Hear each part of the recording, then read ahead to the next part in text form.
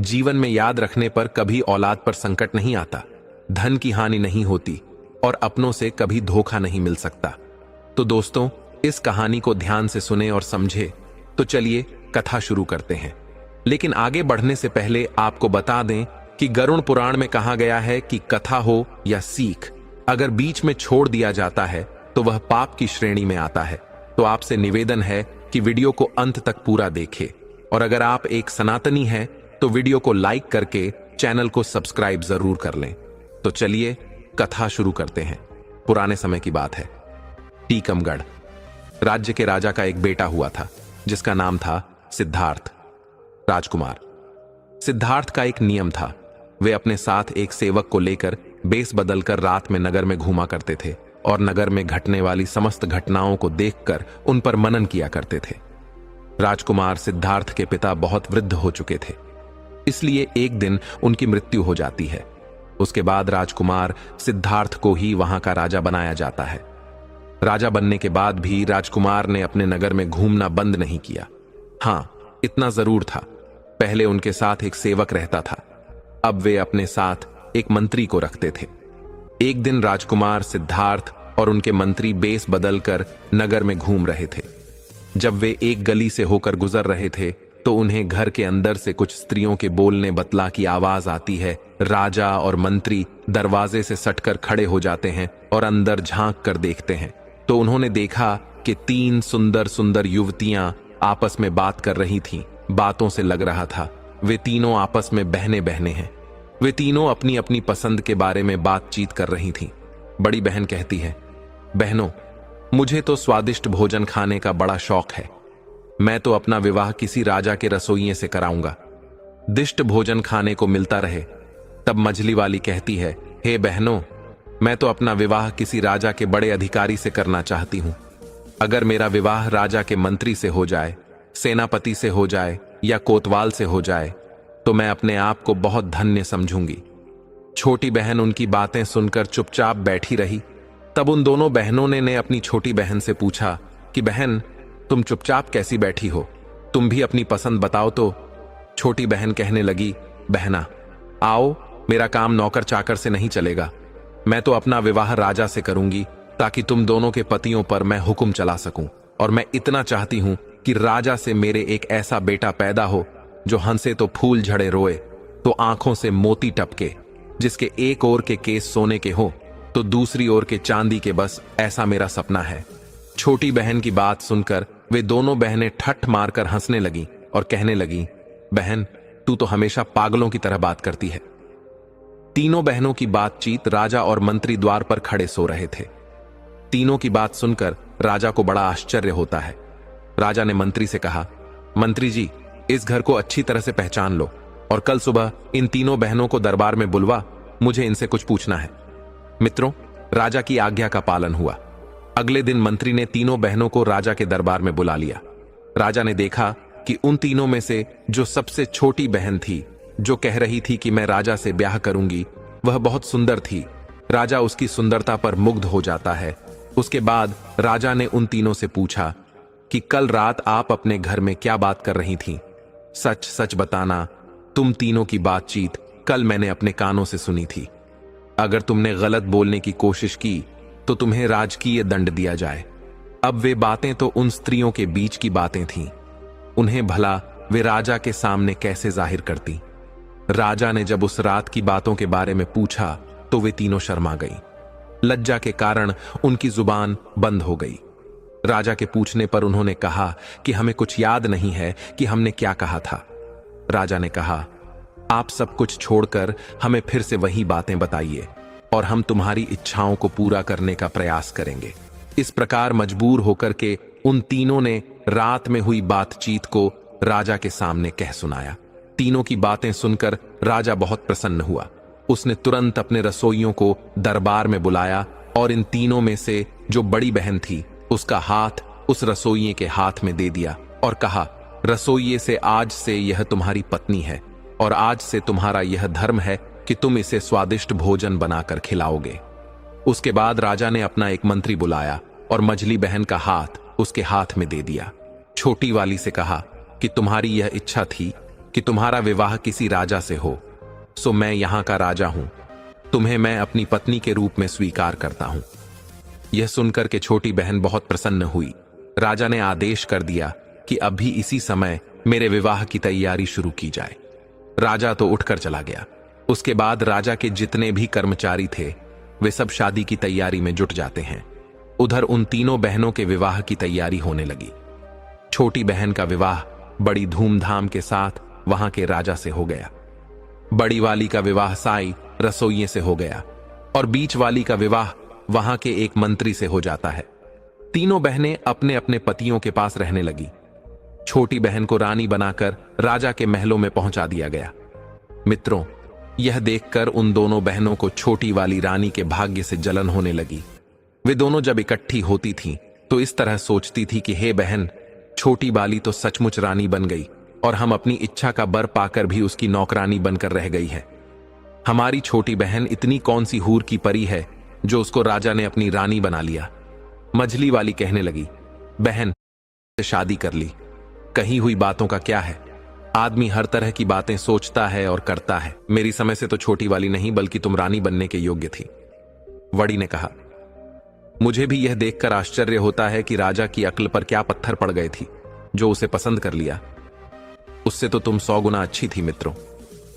इस प्रकार वे दोनों बहनें एक दूसरे को कोसने लगी और एक दूसरे की बुराई करके अपने दिल को तसल्ली देने लगी।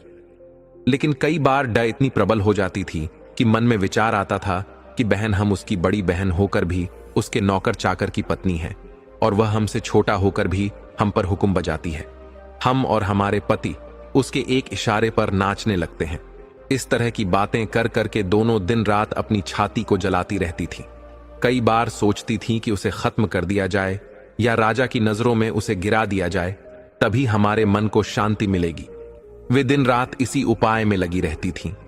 वे जब भी अपनी बहन से मिलने जाती थीं तो अपनी हैसियत का ख्याल नहीं करती थी, बल्कि वह अपनी बहनों से इस तरह मिलती थी कि उन्हें ऐसा न लगे कि वह उसे नीचा दिखा रही है। लेकिन छोटी बहन अपनी दोनों बहनों से बहुत प्रेम करती थी। सभी लोग जानते थे कि दोनों नौकरों की पत्नियां हैं और उसकी बहन रानी है। मित्रों, कुछ महीनों के बाद रानी को गर्भ ठहर जाता है। यह खबर पाकर राजा को बड़ी खुशी होती है। इधर छोटी वाली बहन से मिलने में दोनों बहनें भी पहुंच जाती हैं और कहती हैं, बहन, इस बात की बड़ी खुशी हुई है कि तुम मां बनने वाली हो। अब तो हम दोनों बहनें ही बच्चे के जन्म तक तुम्हारी देखभाल करेंगे। रानी ने कहा, इससे अच्छी बात हमारे लिए और क्या हो सकती है। तुम मेरी बड़ी बहनें हो, मेरी मां के समान हो। तुमसे बढ़कर भला मेरी देखभाल कौन कर सकता है। तुम अपने पतियों के द्वारा यह आवेदन राजा के सामने पेश कर दो। आशा है कि वे इसे स्वीकार कर लेंगे। मित्रों, उन्होंने अपने पतियों के द्वारा राजा से आवेदन किया। राजा ने कहा, ठीक है, यह बात हम रानी से पूछकर ही आपको बताएंगे। राजा ने अपनी रानी से पूछा तो वो खुशी खुशी तैयार हो गए। अब तो राजा ने उन दोनों बहनों के लिए रानी के पास रहने और उसकी देखरेख करने की अनुमति दे दी। वे दोनों बहनें रानी के पास महल के अंदर रहने लगी। अब उन्हें अपनी दुष्टता का प्रदर्शन करने का पूरा मौका मिल गया था। इधर जब रानी के बच्चे का जन्म होने का समय आता है तो उन्होंने सारी दास दसियों को वहां से हटा दिया। इधर रानी ने एक बहुत ही सुंदर पुत्र को जन्म दिया। पुत्र को देखकर उन दोनों बहनों की जलन और भी चौगुनी हो गई। चुपचाप उन दोनों ने उस बच्चे को महल के बाहर ले जाकर एक कंबल में लपेटकर एक लकड़ी के संदूक में रखकर नदी में बहा दिया और वहां से एक मरा हुआ कुत्ते का बच्चा उठाकर रानी के पास लाकर रख देती है और महल की सभी दास दसियों को बताया कि रानी ने एक मरे हुए कुत्ते के बच्चे को जन्म दिया है। यह बात सुनकर सभी हैरान रह जाते हैं। इधर राजा को जब यह मालूम हुआ तो वह भी क्रोध से लाल पीला हो जाता है। राजा कहने लगा कि ऐसी स्त्री का मैं क्या करूंगा जो कुत्ते के बच्चों को जन्म देने वाली है। मैं तो इस रानी को मरवा दूंगा। राजा को ऐसा कहता देखकर मंत्री ने उसे समझा बुझाकर शांत किया। इधर वो संदूक नहर में बहता हुआ जाने लगा। नहर जो थी वो राजा के बगीचे से होकर जाती थी। बगीचे की रखवाली के लिए जो सिपाही नियुक्त किया गया था, उस सिपाही का घर भी नहर के किनारे बना हुआ था। उसने नहर में जाते हुए एक लकड़ी के संदूक को देखा तो उसे निकाल लिया। उस संदूक को खोल कर देखा, उसमें एक अत्यंत सुंदर तेजवान बालक लेटा हुआ था। बालक को देखकर सिपाही बड़ा हैरान होता है। किस बालक को नहर में भला किसने छोड़ दिया है? उस सिपाही ने ज्यादा सोच विचार नहीं किया कि बच्चा नहर में किसने डाला है, क्यों डाला है। उसके भी कोई संतान नहीं थी, इसलिए वह उस बच्चे को उठाकर अपनी पत्नी के पास ले आया और बोला, भाग्यवान, आज हमें भगवान ने एक बच्चा दिया है। बच्चे को पाकर उसकी पत्नी भी बड़ी खुश हो जाती है। उस दिन के बाद बिना किसी से चर्चा किए उस सिपाही की पत्नी उस बच्चे का पालन पोषण करने लगती है। धीरे धीरे 1 वर्ष बीत जाता है। उधर दूसरे वर्ष रानी ने फिर एक और पुत्र को जन्म दिया। इस बार भी उसकी बहनों ने उसी तरह की दुष्टता करके बच्चे को बाहर ले जाकर नहर में फेंक दिया और रानी के पास एक मरी हुई बिल्ली का बच्चा लाकर रख दिया। बिल्ली को देखकर राजा का क्रोध सासवा छूने लगता है। पूरे राज्य महल में फिर से मातम छा जाता है। राजा इस बार रानी को मार देना चाहता था। राजा को अत्यंत क्रोध देखकर मंत्री ने फिर उसे समझाया और रानी को मारने से बचा लिया।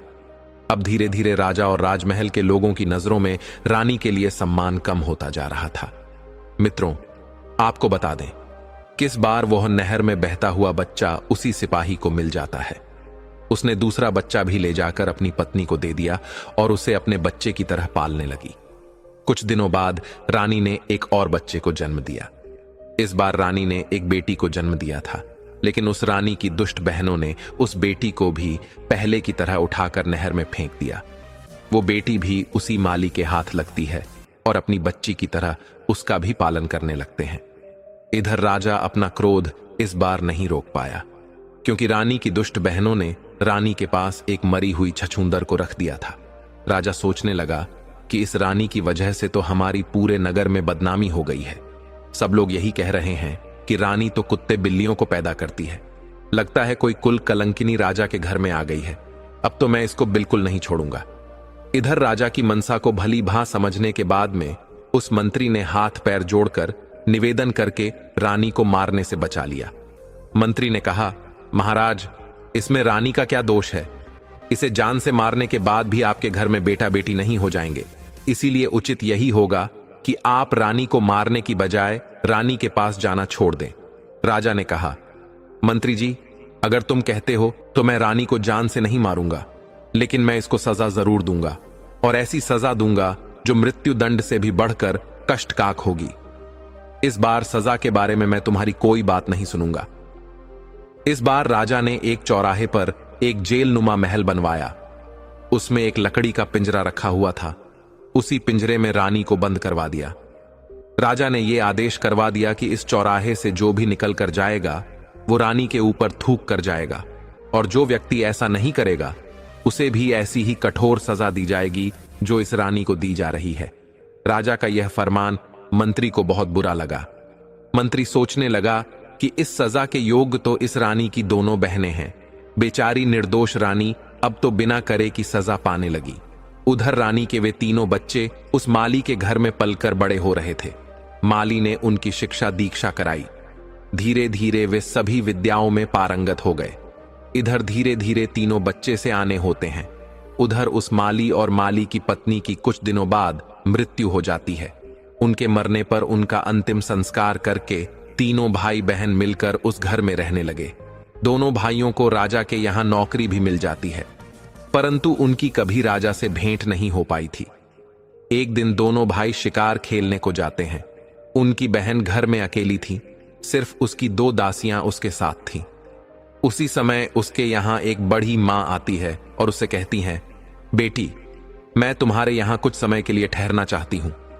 लड़की ने तुरंत अनुमति दे दी। लड़की ने बूढ़ी मां को भोजन कराया, उनकी खूब सेवा की। अपने घर के आसपास सुंदर बाग, बगीचे को और तालाब को दिखाया। वहां का सुंदर वातावरण देखकर बूढ़ी मां का भी हृदय खुशी से गदगद हो गया। लड़की ने पूछा, अम्मा, मेरे महल और बाग के बारे में तुम्हारी क्या राय है? क्या कोई और चीज की कमी है जो यहां होनी चाहिए? बुढ़िया ने कहा, बेटी, यह प्रश्न मुझसे ना करो तो अच्छा है। मैं कहूंगी तो तुम कहोगी कि यह 2 टके की बुढ़िया मेरे महल और बाग में नोकस निकालने आ गई। लड़की ने जोर देकर कहा, मैं ऐसा कुछ नहीं कहूंगी। तुम जो कुछ भी कमी इसमें समझती हो वह मुझे बताओ, मैं उसे पूरा करने की कोशिश करूंगी।